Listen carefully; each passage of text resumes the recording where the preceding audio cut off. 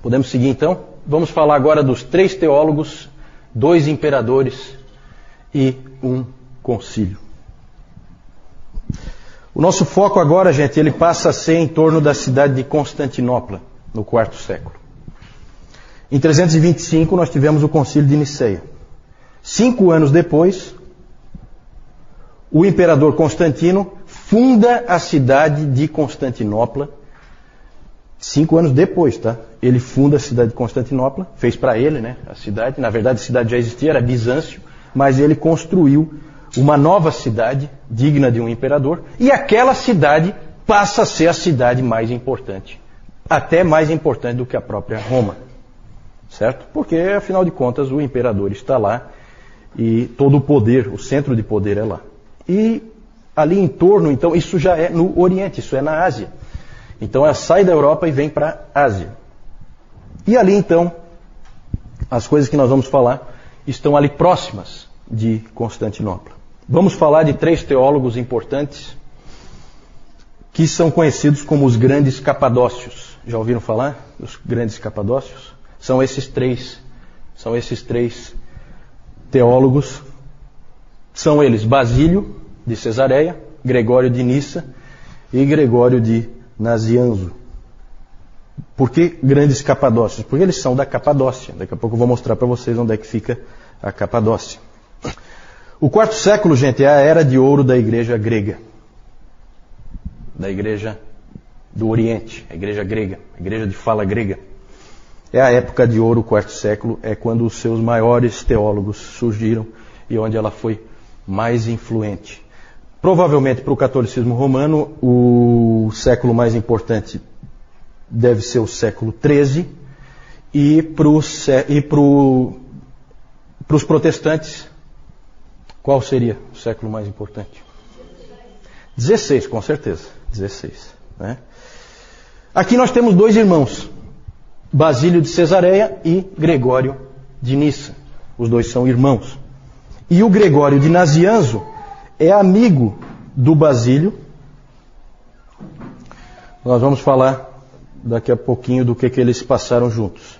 Foi esse Gregório de Nissa que falou a respeito do burburinho teológico que era em todo lugar que ele ia naquela época. A frase dele é muito interessante, a frase que ele escreveu. Ele, inclusive, estava se queixando né, da situação, porque ele fala assim, ó: vendedores de roupas, cambistas, feirantes, todos estão envolvidos. Se você pede o troco, eles filosofam sobre o gerado e o não gerado. Se você pergunta o preço do pão, a resposta é que o pai é maior e o filho é menor. Se você pergunta ao criado, o meu banho está pronto? Ele lhe diz que o filho foi feito do nada.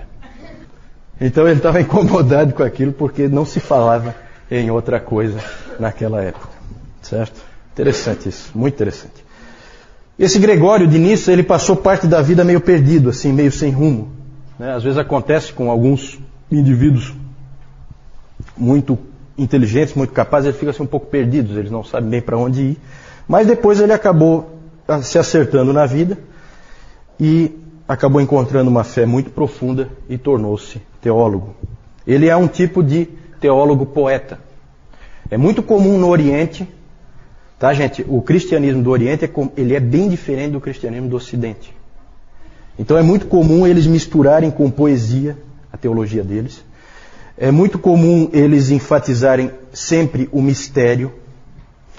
Esse Gregório de Nissa escreveu um livro chamado A Vida de Moisés. Não sei se é uma biografia do nosso irmão ali, mas não autorizada, tudo bem, não autorizada. A Vida de Moisés, e ali ele escreve uma frase que só para vocês terem como exemplo, ele põe uma frase assim, ó: Moisés penetrou a escuridão e então viu a Deus nela. Perceberam assim a coisa poética, misteriosa? Isso aí é só um exemplo de uma frase. É assim que eles fazem teologia. É assim que eles sempre fizeram teologia. Tá? Ela tem esse elemento. Basílio era o irmão do Gregório de Nissa, tinha 6 anos a mais que ele, mais velho. E ele estudou na Academia de Atenas. Esses caras são muito bem preparados. O Basílio de Cesareia estudou na Academia de Atenas e lá ele conheceu um sujeito que passou a ser um colega para a vida toda dele, que é o Gregório de Nazianzo. Os dois estudaram juntos na Academia de Atenas e depois foram monges juntos no deserto, certo? O Basílio e o Gregório. Só que eu já falei que os monges lá do Oriente, eles são os monges estranhos. Eles saem, eles se isolam para depois voltar. E foi isso que eles fizeram mesmo, tá? E o Basílio, eu já falei do Basílio, vocês provavelmente não lembram, quando nós falamos do monasticismo, o Basílio, ele apoiou o modelo de monasticismo do Pacômio, que era o de pequenos grupos da vida comum.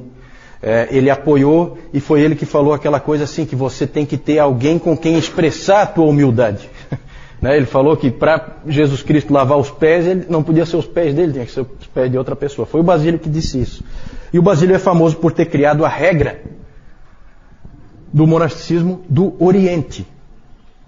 Certo? Não o monasticismo do Ocidente. Porque no monasticismo do Ocidente, quem criou a regra? Benedito de Núrcia. Exatamente. Certo? Quem copiou quem? Bom, como o Benedito está longe de nascer aí ainda, então eu acho que o Benedito é que copiou o Basílio. Tá? Basílio e Gregório tinham também uma irmã mais velha, chamada Macrina. Ela influenciou profundamente esses dois rapazes na fé.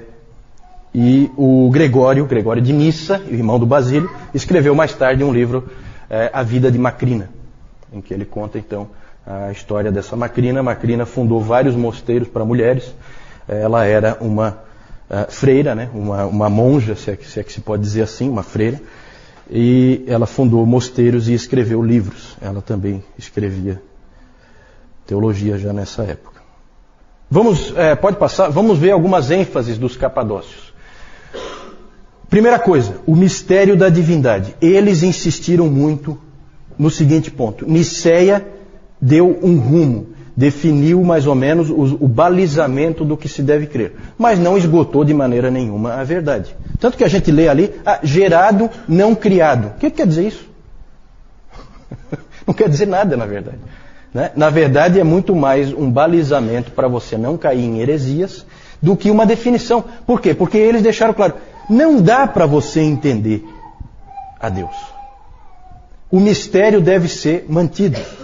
Isso sempre caracterizou a Igreja do Oriente. É comum a Igreja do Oriente se referir à Igreja do Ocidente de uma maneira não muito elogiosa, em que eles dizem assim, né, que o problema do Ocidente é que os ocidentais pensam demais. Mais do que deveriam. Definem as coisas muito além. Eles deveriam parar aqui e não param. Eles vão além e aí eles acabam errando. É claro que é interessante, eu acho sempre assim, gente, a gente precisa, aquilo que eu falei no nosso primeiro encontro, a gente precisa separar o bom do ruim e a gente precisa aprender um pouquinho de cada coisa, sabe? Será que eles estão tão errados assim? Claro que não. Eu acho que a gente precisa ter o respeito, eu acho que a gente precisa lembrar daquilo que Deus disse para Moisés, de que ele tinha que tirar as sandálias, porque o terreno onde ele estava pisando era santo. Eu acho que isso é importante. É muito fácil um teólogo começar a achar que tem uma mente tão brilhante que ele vai conseguir definir tudo, e a gente sabe que ele não define nada e facilmente ele acaba caindo em heresias. Pode seguir? Outra ênfase dos capadócios. Eles são, gente, quando a gente for pensar na pessoa do Espírito Santo, quem é o Espírito Santo? Todo mundo já viu que existe uma série de livros sobre o Espírito Santo, porque não é muito fácil, às vezes, da gente entender a pessoa do Espírito Santo. Os primeiros a trabalharem essa questão do Espírito Santo foram os capadócios, certo? Eles trabalharam a questão da divindade do Espírito Santo. Tinha sido trabalhado já a divindade de Jesus Cristo, e agora, então, eles investiram na questão do Espírito Santo. Basílio escreveu um livro cujo título é Sobre o Espírito Santo. Certo? E ali ele definiu muita coisa. Os escritos dos capadócios prepararam o terreno para que o Concílio de Constantinopla definisse completamente, desse fecho, né, para a Trindade como a gente crê hoje.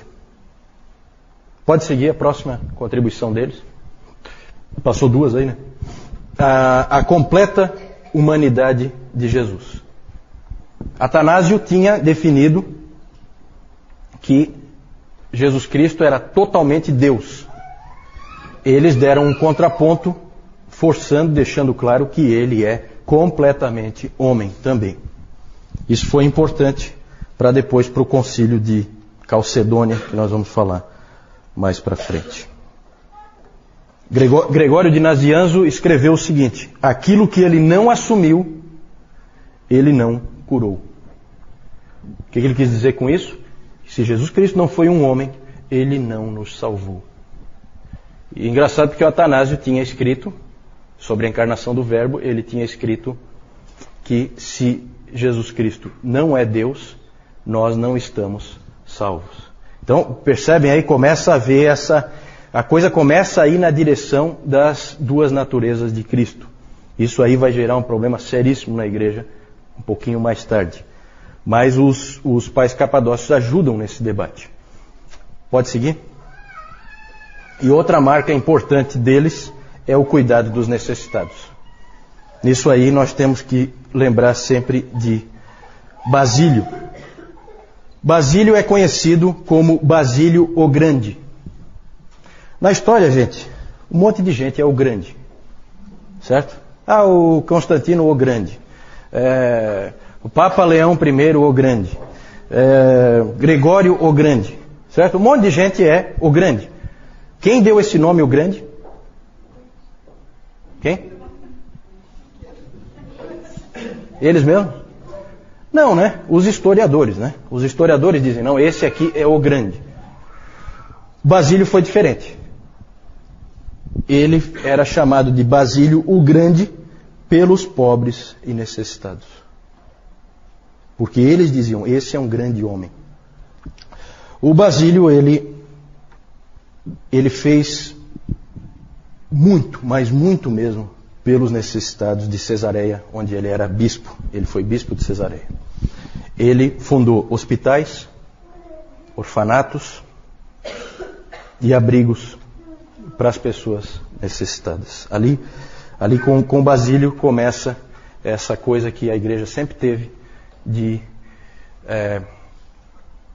investir nesse tipo de instituição, né? Hospitais, orfanatos, amparar os necessitados, amparar os que precisam. Houve tempo em que o Estado não fazia absolutamente nada nesse sentido. Quem fazia era a igreja. Hoje a maioria das igrejas faz pouco isso, porque o Estado já ampara os necessitados normalmente. E aí a gente acabou perdendo uma bela oportunidade de testemunho em função disso. Pode seguir? Só lembrando que o Gregório de Nazianzo escreveu um livro sobre o amor aos pobres. É impressionante, gente, como esse pessoal escrevia livros, tá? A produção literária deles é uma coisa que realmente assombra. Eu não sei, e vocês imaginam como eles escreviam, né? Não tem a canetinha Bic, muito menos um processador de texto, uma coisa assim, né? Não era fácil, mas eles produzem muito. Sobre o amor aos pobres, o livro do Gregório de Nazianzo. Então esses eram os capadócios, vejam que eram homens importantíssimos, foram importantíssimos na história da igreja, marcaram muitas posições que depois foram usadas por outros. É sempre assim, tá? A história da igreja é sempre assim. Um constrói em cima do que o outro já estabeleceu. Pode ver que isso é bem claro. Vamos falar... Aí agora essa parte aí eu não vou gostar muito, não. Essa parte aí eu até tinha pensado em tirar, mas sou obrigado a falar, não tem jeito. O momento histórico aí exige. Vamos falar dos dois imperadores. Esse primeiro mesmo eu queria ter riscado, eu não queria falar dele. Mas pode passar, vamos lá, vamos falar dele. Não tem jeito. Esse cara aí, ele dá uma raiva. Tem gente que está descontando lá. Tem gente feliz. A vingança é um prato que se come frio, né?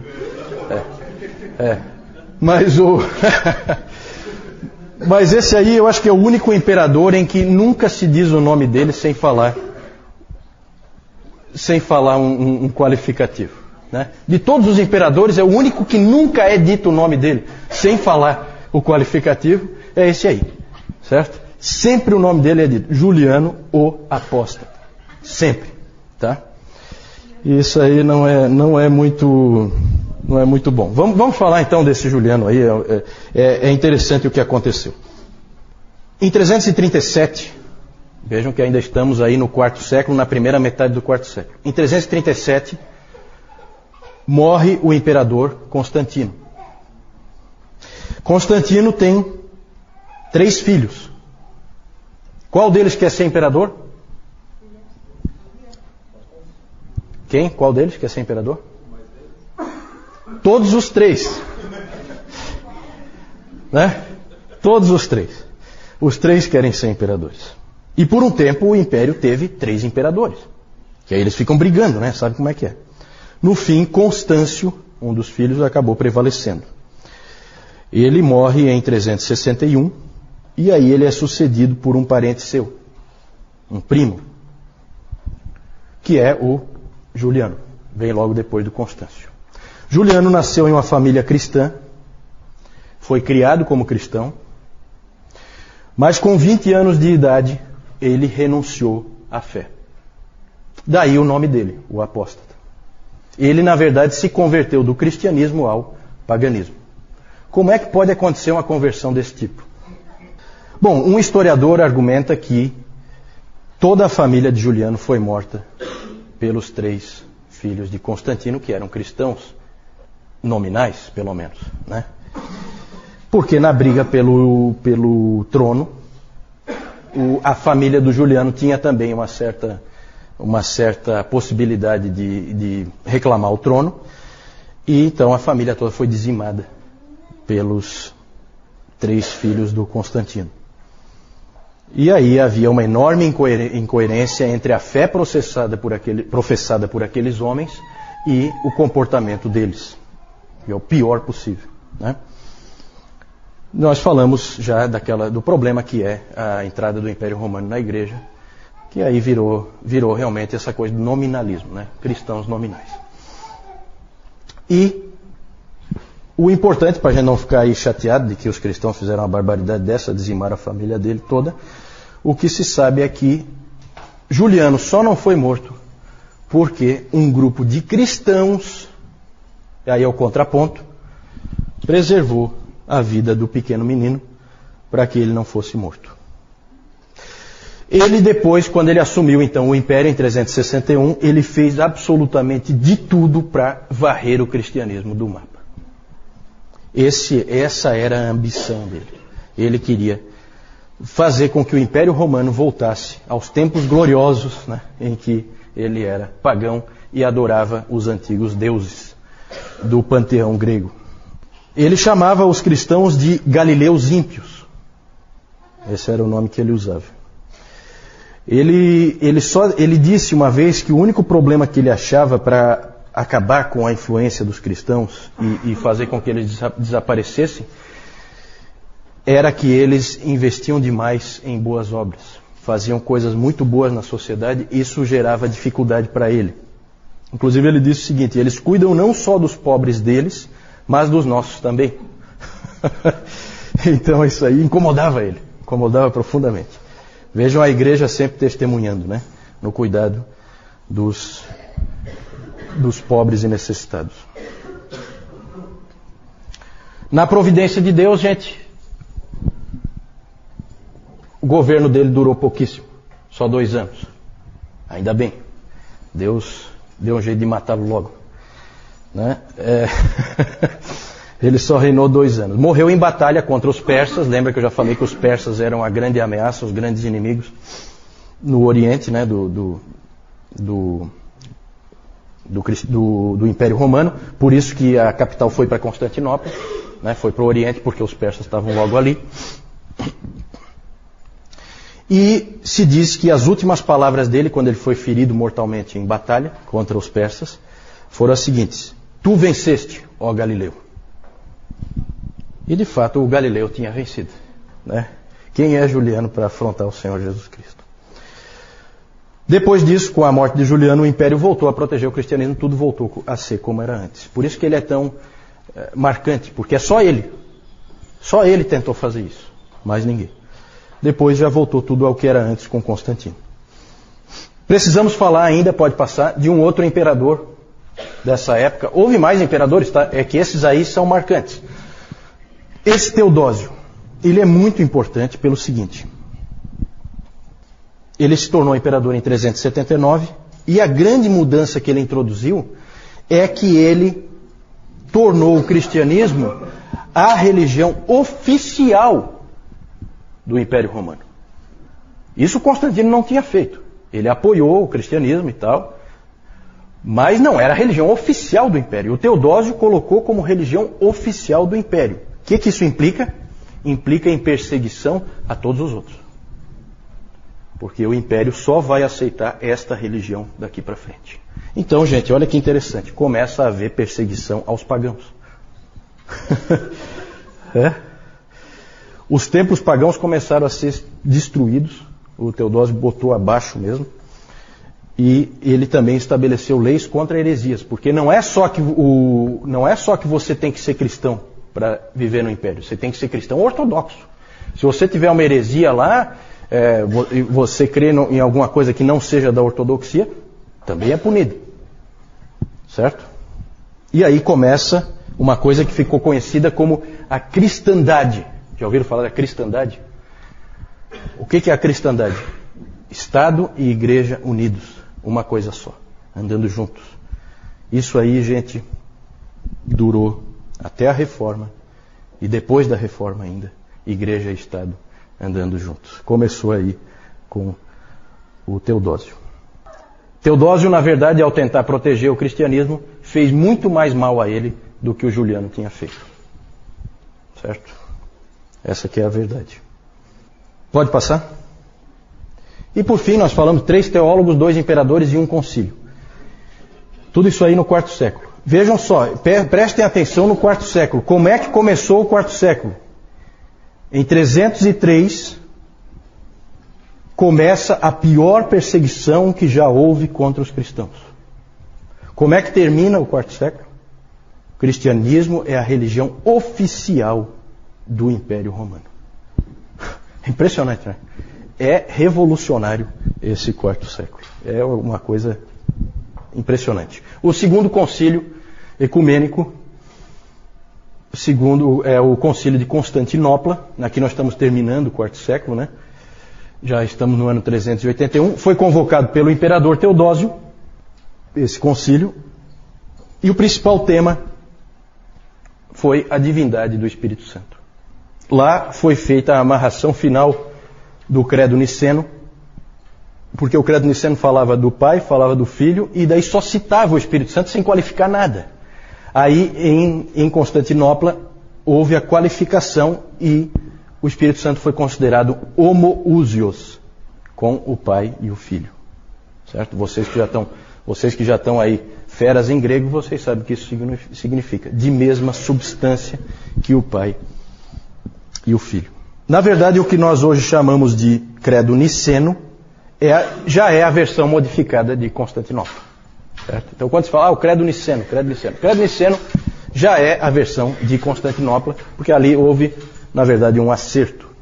Ok, podemos seguir? Aqui vou mostrar para vocês, então, Capadócia, na Ásia Menor. Ásia Menor é essa ponta aqui, né, da Ásia. Aqui é a Capadócia. Onde está Constantinopla? Constantinopla sempre é o ponto é uma ponta, né? É a ligação Ásia e Europa. Ali existe uma ponta em que a Ásia e a Europa se ligam, né? Por isso que é estratégico. Você fica ali, você protege toda a Europa de quem vem daqui, certo? Que seriam os persas, né? Os persas vêm, acho que daqui, né? Isso. Pode passar?